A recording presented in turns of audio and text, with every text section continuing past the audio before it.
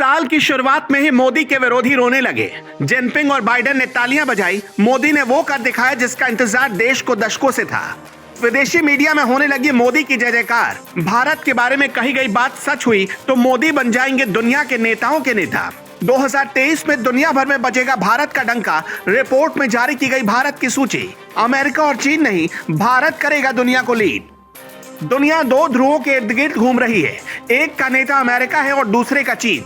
चीन और अमेरिका के बीच चल रही तनातनी से दुनिया वाकिफ है।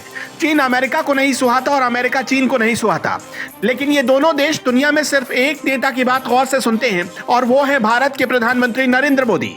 भारत के प्रधानमंत्री बनते ही मोदी ने दुनिया को भारत की ताकत का एहसास कराना शुरू कर दिया। सालों की तपस्या रंग लाने वाली है और साल 2023 में अमेरिका और चीन के साथ साथ भारत तीसरी महाशक्ति बनने जा रहा है।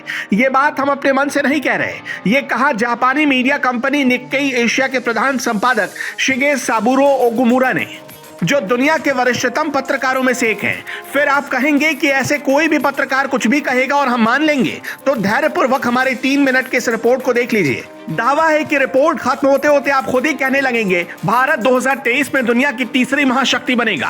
2023 में मोदी के नेतृत्व में भारत तीसरी महाशक्ति कैसे बनेगा ये जानिए। उससे पहले आप जान लीजिए किसी वरिष्ठ पत्रकार ने 2022 में अपनी रिपोर्ट में 2 बातें कही थी।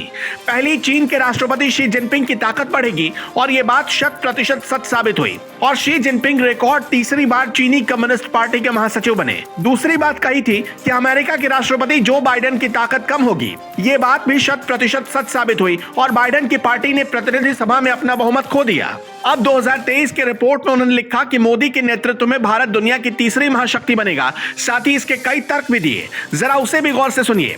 संयुक्त राष्ट्र की एक रिपोर्ट में दावा किया गया कि पिछले साल चीन की आबादी 1.426 खरब थी, जबकि भारत की आबादी 1.417 अरब थी। अनुमान लगाया गया कि 2023 में भारत की आबादी चीन से आगे निकल जाएगी, जबकि 2025 तक भारत की आबादी 1.6 अरब तो चीन की आबादी 1.3 अरब होगी। जब भारत की आबादी बढ़ेगी तो भारत में युवाओं की संख्या बढ़ेगी और किसी भी देश की बढ़ती कामकाजी उम्र की आबादी आर्थिक विकास का एक महत्वपूर्ण स्रोत होता है। इससे भारत की आर्थिक शक्ति बढ़ेगी और भारत का उदय अंतर्राष्ट्रीय महाशक्ति के रूप में होगा।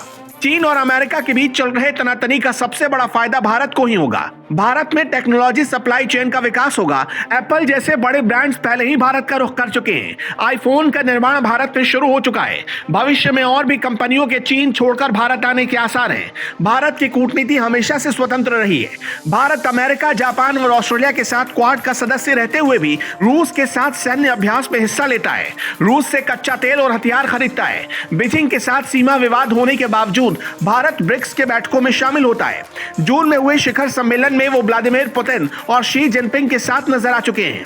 माना जा रहा है कि साल 2024 में होने वाले लोकसभा चुनाव को देखते हुए दुनिया को अपनी नेतृत्व क्षमता दिखाने की कोशिश करेंगे। इसमें कई ऐसे फैसले हो सकते हैं जिसे दुनिया देखती रह जाएगी।